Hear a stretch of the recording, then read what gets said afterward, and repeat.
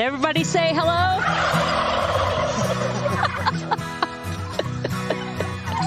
What was that again?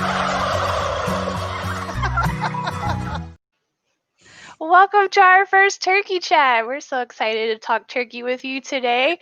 And we're glad you're here listening and joining us. I hope you have as much fun and gobble it up. I've been waiting all day to say that.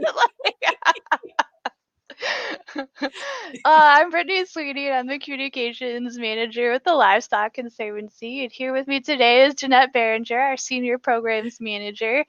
And we're going to do things just a little bit differently today. Our special guest is Zane Graham, and instead of doing it live, we did a pre-recording with him yesterday, so we're going to play that for you in a couple of minutes. But Jeanette and I are going to stick around at the end and answer any questions and comments that you have about turkeys, because we love them so much and we think that they're fabulous. So please do leave us a comment or question and let us know you're here. We always love answering all of your questions. Just want to send a big shout out to all of our members. They help make programs like Turkey Chats possible. So if you have any questions or you're not a member yet, please let us know and we will make sure that information gets to you. Jeanette, did you have anything before we get started? I was really excited to get Zane.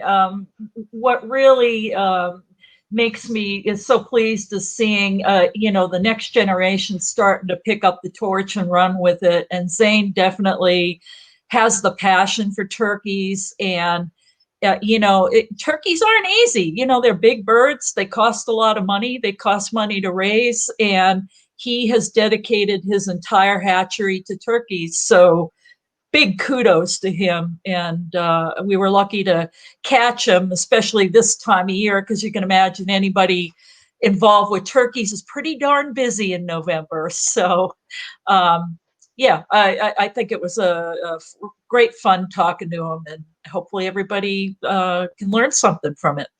Absolutely. You hit it right on the head. Everybody with turkeys is so busy this month, which is why we pre-recorded just a little bit with this conversation. So without further ado, here we go. I'm going to cue that up. In just 1 second.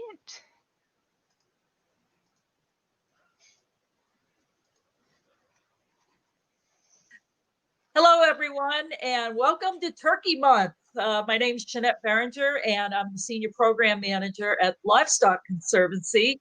And I am so thrilled to kick off Turkey Month by talking with my friend Zane Graham. And Zane is a young up-and-coming turkey breeder out in Arkansas. And his farm is Fallfire Farm, which is a conservation facility specializing in rare heritage turkeys. Their focus is on historical varieties that are disappearing into extinction. And their goal is to educate people to the value of these turkeys and get quality examples into the hands of qualified breeders. And if you're interested in helping to save the rare breeds, we'll put up their Facebook page, which is Fallfire Farm with no spaces on it. And welcome, Zane. I'm really happy for you to come on board. And my first question is, how'd you find yourself doing turkeys? We started out like everyone else. We had chickens and ducks and turkeys and couldn't find any quality turkeys. So started weeding out the chickens and ducks and stuck with the turkeys. And what did you find particularly appealing about them? Was there any one thing that's just like, No, when we started, there were 2 farms in the country working with heritage turkeys and some of the rare varieties. So it wasn't very easy to come across what we wanted. So I thought, well, let's see if we can't try to fix that. I'm sure other people are wanting the same things. So that's what started that. And turkeys have a personality all their own. They're different than ducks. They're different than chickens. They're different than geese. They're feathered dogs, basically, is what they are if you raise them from poults, and that's what I enjoy about them. They've got their own, each one's got its own personality. Yeah, I noticed when we hatch turkeys here, we have a little micro hatchery at the office. And the funny thing is when you hatch chicks, from chickens, you open the brooder and they're like, and run away. But when you open the brooder and the turkeys are there, they come running up and say, what are you doing? They're wanting to know why you're in their space and what have you got for them. Yeah, they're a lot of fun. It was just really mind-blowing how different the personalities were. And what varieties do you currently breed at the hatchery? We've got 30 different varieties of turkeys. We've got the old ones we're working with now. We've got chocolates, buffs, regal reds, auburns, blackwing bronze, chocolate palms, just variations on that. And with our past 5 years, we've been working mainly with the chocolates to kind of get a flock we can work with, not just have 3 or 4 toms and 5 or 6 hens. So right now we've got the largest flock of chocolate turkeys in the country. We've got about 120 breeders. So that was our focus. We just took on the buffs. I had a friend who was working with those, and they're getting up there in age, and they're deciding they're tired of feeding and watering in the winter. So we took on their flock of buffs. So now we've got the largest flock of buff turkeys in the country. And that's an old variety that was actually once in the standard of perfection. It was one of the original varieties in 72 when the SOP came in. And yeah, it sounds about right, but it was a long time ago, that's for sure. They were in there before Holland Whites, and they were in there before Bourbon Reds, and they're one of the varieties that were used to create Bourbon Reds. And then they were removed from the standard in 1915 because there weren't enough quality examples and people weren't showing them anymore. So that's the second variety we're kind of focusing on. And then with Regal Reds and Auburns and some of the others, we're kind of working to get numbers up. We're restarting our Jersey Buff program because you can't find any Jersey Buff breeders. And we kind of let that go for a little while. And this past 2 years, we've been really getting that back where we need to be. Mm-hmm. Now, the last time I saw you was at the Big Turkey competition at the Ohio National last fall. Mm-hmm.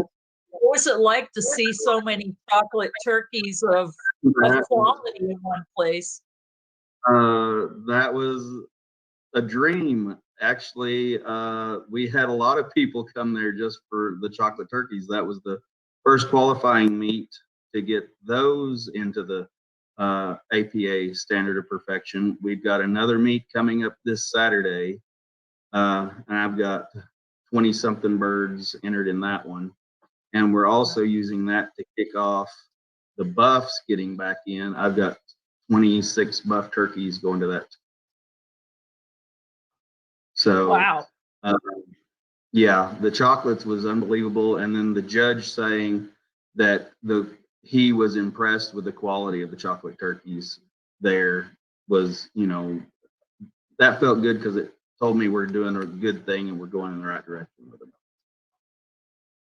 Yeah, that's fabulous. Now, is there be any like broadcast of the show, or how can people see the show? This one it's a local show I'm out of Northwest Arkansas, and it's the local show. It'll be in Fayetteville. I don't think they broadcast anything. It's basically the only APA sanctioned show in Arkansas right now. Mm-hmm. So we had planned to load them all up and take them back to Ohio for the nationals again, but Ohio ended up getting canceled. So this was our next. And actually, this show will be the APA. It's going to be the national for next year. So we'll show there again next year to hopefully that'll be the third show we need to get the chocolates in the standard of perfection. Excellent. Now, you talk about education as a big focus of yours. when people are first starting to get into turkeys, how do you lead the conversation in getting started? Because they obviously are very different from chickens. So what do you tell people? That's the first thing you tell them. They're not chickens. We actually, one of the reasons we got rid of all the chickens is because if you have chickens, it can be a little trickier to raise turkeys. People try to raise them with chickens, and that will work sometimes, but turkeys need it hotter. The poults need it, about 5 degrees hotter than baby chicks, and then they need a higher starter protein in their starter. We feed 30% protein up until they're about 7-8 months old. So that's the two big things: your heat, and then getting your feed, and then having your turkey first aid kit in case something does come up. You'll be prepared, because some of the stuff you need to work with turkeys, it's not easy to get. You won't find it at your local farm store. So that, and what kind of things are in that kit? Or we keep blue coat, and we keep Corid for coccidiosis. We keep our wing bands and all that, and we use a couple of different pigeon medications to help with blackhead. One's Ermatril, and we also use a fish medication, Fish Zol, that helps with blackhead. Because that blackhead in turkeys is the biggest problem. It will wipe out your flock if you don't do anything.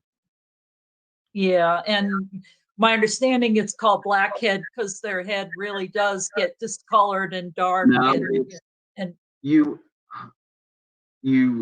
only way you can really tell is you have to look at the droppings, and if it's sulfur yellow, then they've got blackhead. And it's, if their head turns a different color, they've gone too far. You're not going to be able to see. So, and turkeys are they hide diseases a lot better than chickens do. And you really have to be on top out there every day looking at birds, because you see them every day, when something's off with one of them. And that's really the only way you can catch stuff in time, because usually when they look sick, it's too far to save them. Yeah, agreed. Yeah. For folks, I know that a lot of people have dealt with like nasty toms, and what advice do you have for folks that have a overly amorous tom that starts getting aggressive? I would say if it's a tom that you can afford to lose, he needs to go to freezer camp, because that is, I've noticed it can be hereditary.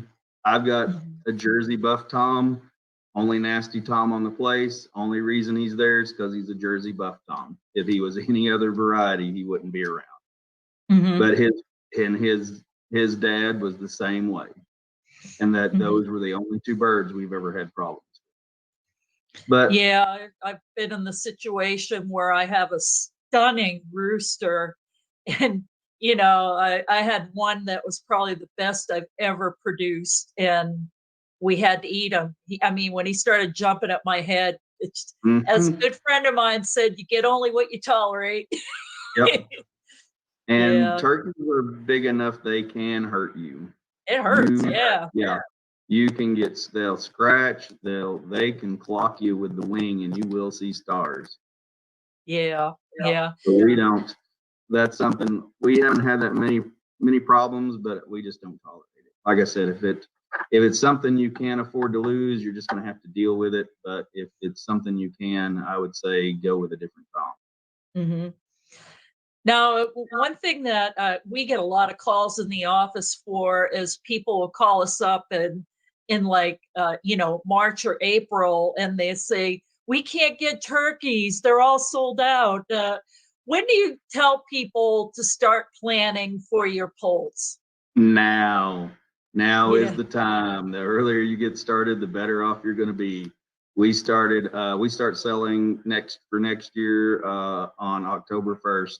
I've already sold, and we've already got several orders for birds. And if it's something popular and it's something you really want, odds are it's going to be sold out by the time we sell out of some things before the first of the year. Wow. And Yeah, I then think that's one something thing. we've got a 2-year waiting period on that they're just, you can't get them and everybody wants them. And Yeah. I hate to let them go. So Yeah, that's the thing, isn't it, about rare breeds? They're rare, mhm. so Yep. you got to plan ahead. Yeah. Yeah. And if you're wanting, anything specific or something different, I mean, most of your hatcheries don't carry. They've started carrying chocolates a little bit. I've seen some of the chocolates, and I've ordered some of the chocolates, and all of those chocolates went down the road. I wasn't happy with what I got. So if you're wanting quality and you're wanting something specific, now's the time to find your breeders. There's not that many out there. You're going to have to do a little searching, but if you're wanting something, now's the time.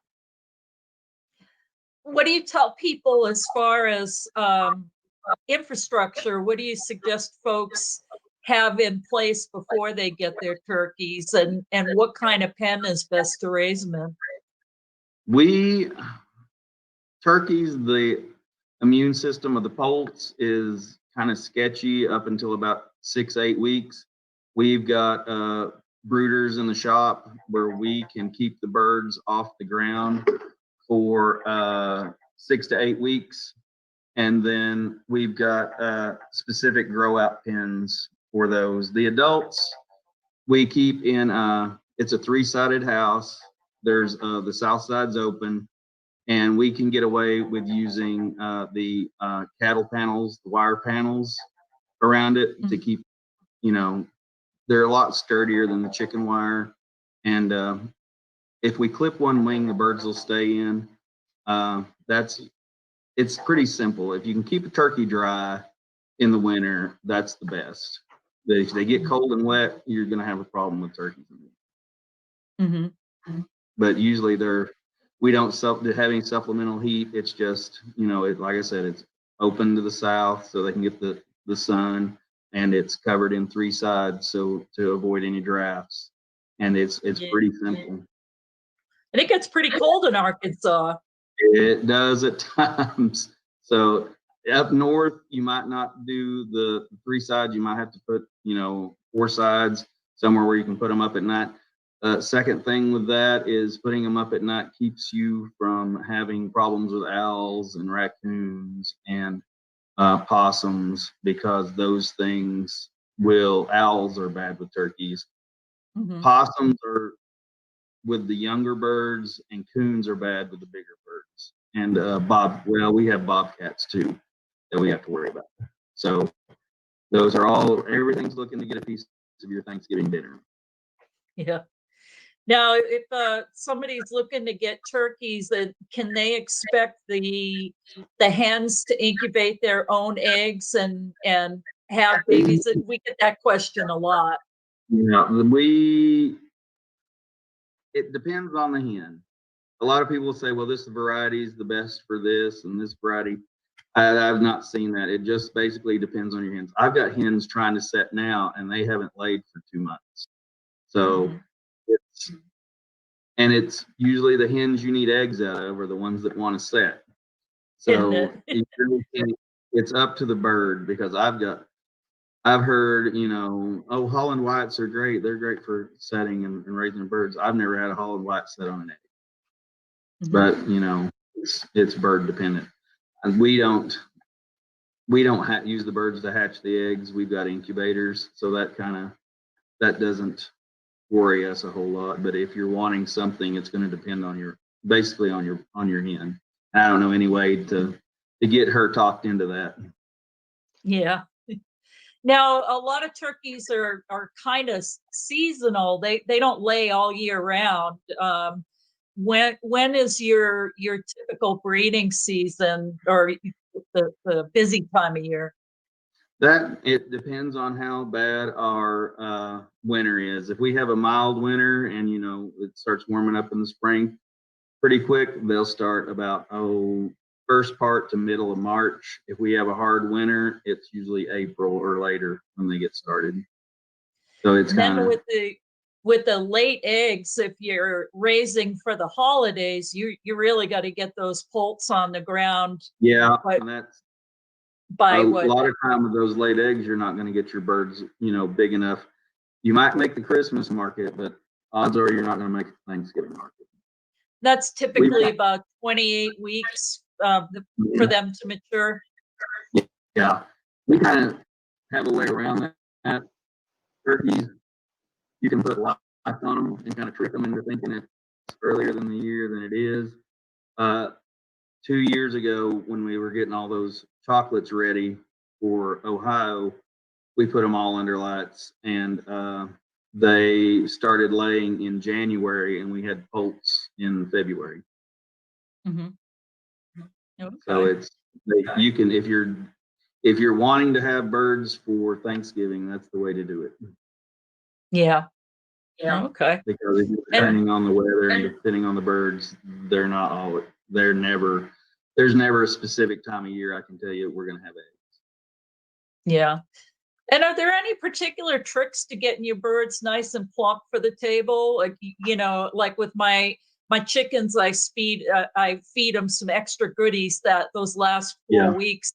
Do you have any tricks for fattening a turkey before you're ready to butcher?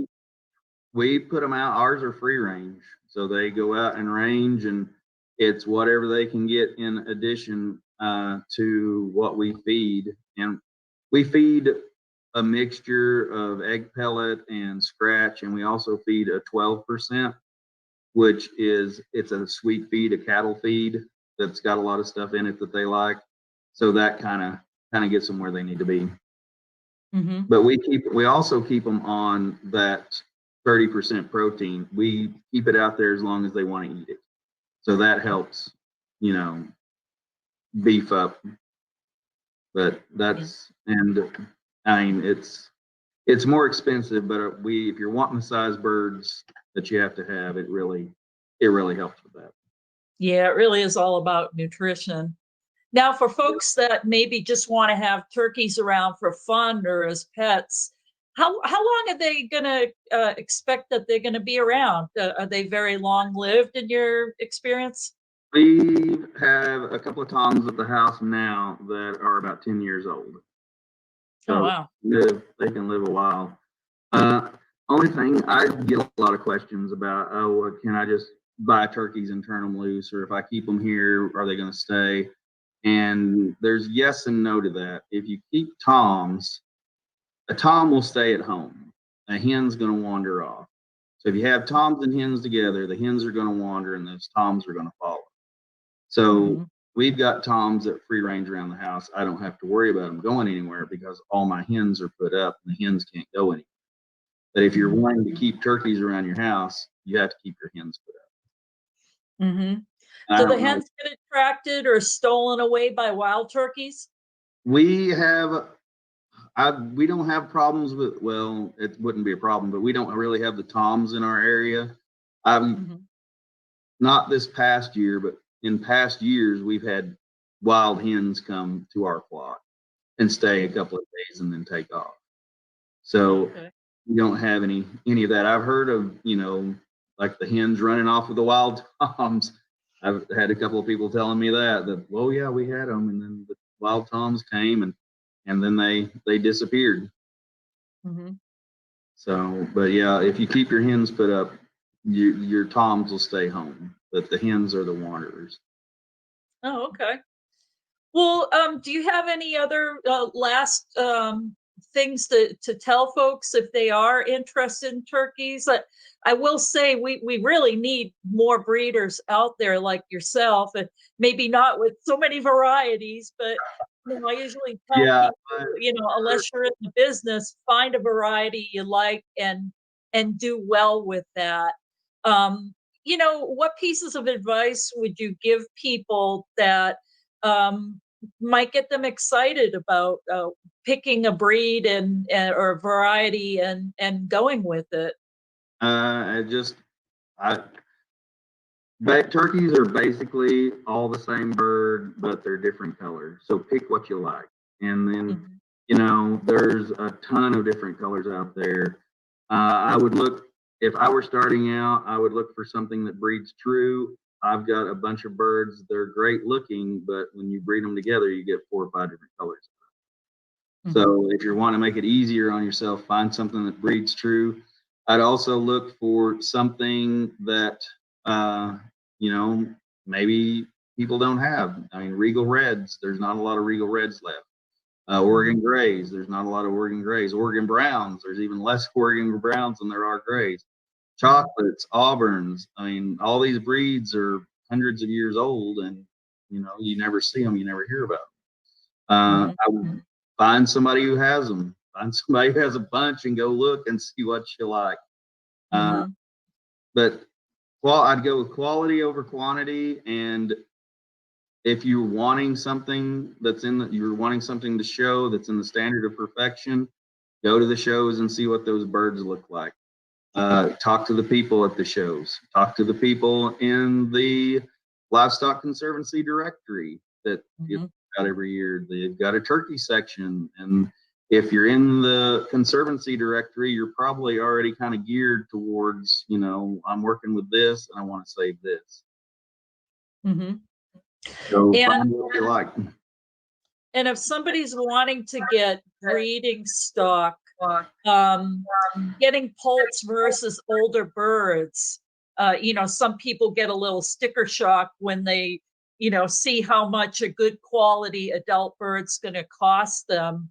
I try to tell them, you're buying the time somebody else put into selecting those birds and raising them up, and you're kind of ahead of the game when you buy an adult bird that's already been selected. And if somebody's wanting to jump into breeding right away, is that something that you do through your hatchery, or do you sell just poults, and do you ship? We don't ship poults. That's something we're looking to in the future. We do sell older birds in the fall, and it's kind of dependent on, what we've hatched and what people have bought and what we've saved back.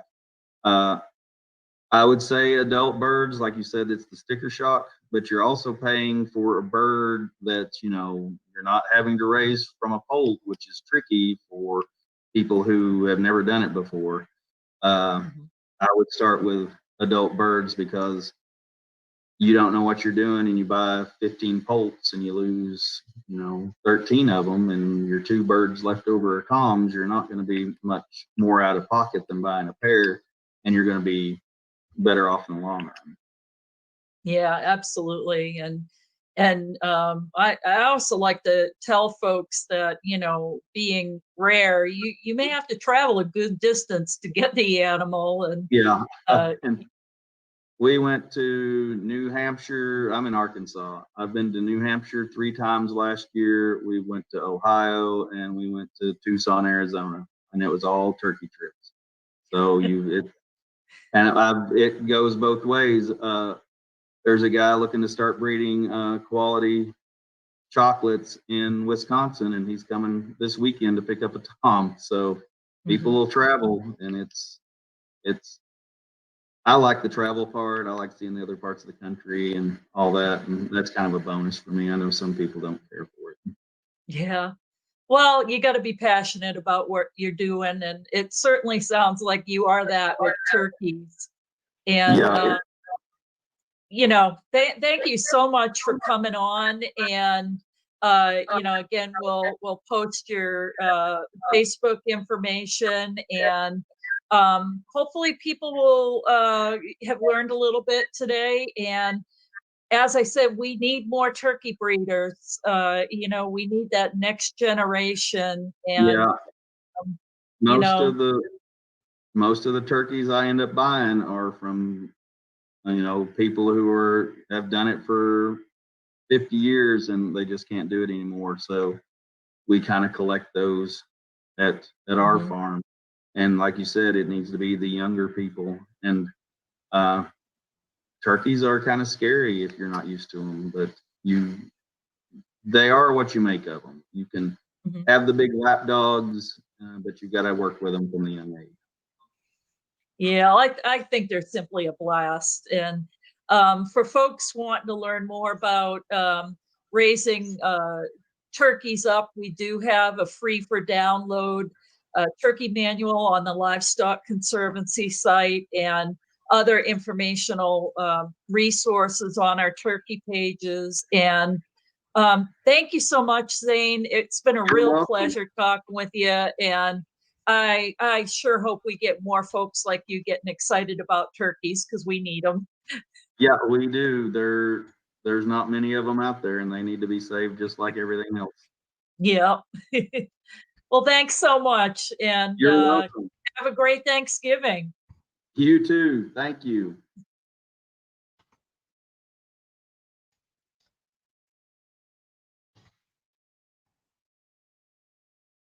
Oh, the pleasures of technology. Yeah. Well, thanks to Zane for joining us for a pre-recorded session during his busy time. We're so excited that he was able to talk with us and join us on our first turkey chat. I think we've had a few questions and comments come in. Jeanette, do you want to try and answer some of those? Yeah, let's see. With the Sindra wanted to know, what are your thoughts on blackhead and keeping turkeys and chickens together? She's encountered. Yeah, that's a tricky one. I've heard a couple of different approaches. There are several. One is, some folks think that you can build up immunity with your turkeys. That's something you can't do with the poults. Absolutely, they have to stay up off the ground. And if you are going to attempt to try and build up tolerance to it, you'd slowly introduce them to the getting on the ground and being exposed well after they're 8 to 10 weeks of age. And you take a chance, and they could get sick with it. I've seen some people that have mixed chickens and turkeys very successfully. The other approach is medicated feed. There's a special turkey feed with a histostat in it that prevents blackhead, and you just feed that, and then you won't have the problem, which isn't very attractive to a lot of people. I mean, I don't like keeping my animals on medicated feed for sure. But if you're in a place that is heavily infested with blackhead, then it's a bit complicated. So, or find a place there's never been chickens on, and the organism that it's actually an interesting disease. There's a worm that harbors the protozoa that causes blackhead. And so, like, the chickens will eat the worms and then host the protozoa, and chickens can live with it okay, but turkeys not so much. And that's why you say don't mix chickens and turkeys. And if the chickens are nearby, certainly the worms can make their way over to the turkeys, and they'll eat them and they'll get infected. So weigh your options carefully. And I don't think being on medicated feed is ideal, but that's one way to deal with it. Great question, Sandra. Thanks for asking that. Let's see. Ben's going to watch our YouTube broadcast, so thanks for tuning in, Ben. You'll catch us later. Leah wanted to know, she has standard bronze that were sold as golden Narragansetts, and what should she be looking for color-wise? Go to the standard of perfection, and that'll spell out exactly the way they're supposed to look. Golden Narragansett will not be in the standard of perfection because that's not a standard color. The Narragansett is basically a silver bird with a gold tail, and the golden Narragansetts are kind of a color offshoot of the Narragansett. So go to the standard of perfection. standard bronze is definitely in there, and that should help you out. Good question, Leah. Shelly says she raises Beltsville small whites up in Canada, and they're a fabulous breed. Thanks, Shelly, for tuning in and raising Beltsville small whites. Yeah, they're wonderful too. People really, the folks I know that are raising Beltsville small whites have a wonderful niche market for people that want smaller turkeys, and seems like smaller turkeys are more popular these days. That's true. Oops. She also wanted to know what you call the boom sound that a turkey tom makes in their chest. Does it have a term? You know, it probably does, but I don't know that. I call it like a thrum, but I'm sure there's an official term for it. But I'm sorry, I don't know that right now, but I will look it up. You stumped us, Shelly, but we're going to look it up. Don't worry. It's a great question. Teresa wants to know, she raised 14 poults from day 3 after picking them up on the USPS along with her chicks. She kept them all in the brooder all together, and they're all big, healthy, beautiful birds. So I guess she was able to raise chickens and turkeys together. Yeah, well, there are parts of the country that don't have blackhead. And if you happen to be in that area, you know, you're really lucky. Like there are large areas that it's not an issue. So great. That's awesome, Teresa.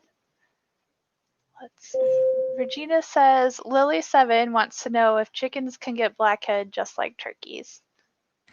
I think they can at times get sick, but they don't typically get as sick as turkeys.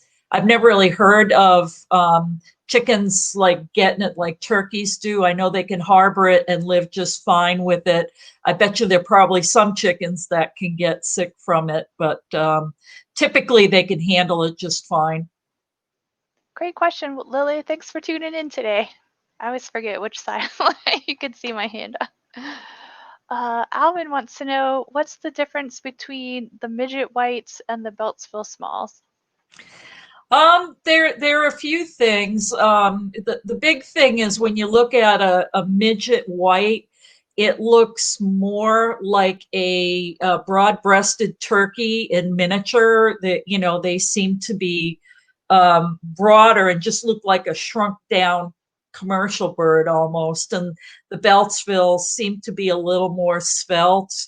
And there's some other differences. And we actually have a article that was written by one of our turkey producers on the white Holland, Beltsville small white, and the midget white, and we can try and post that again so you can see all the different differences. But the Beltsvilles and the midget whites have similar personalities. They're very dog-like. You know, they're wonderful to have around. But yeah, we'll go ahead and post that article. That'll be really helpful for you.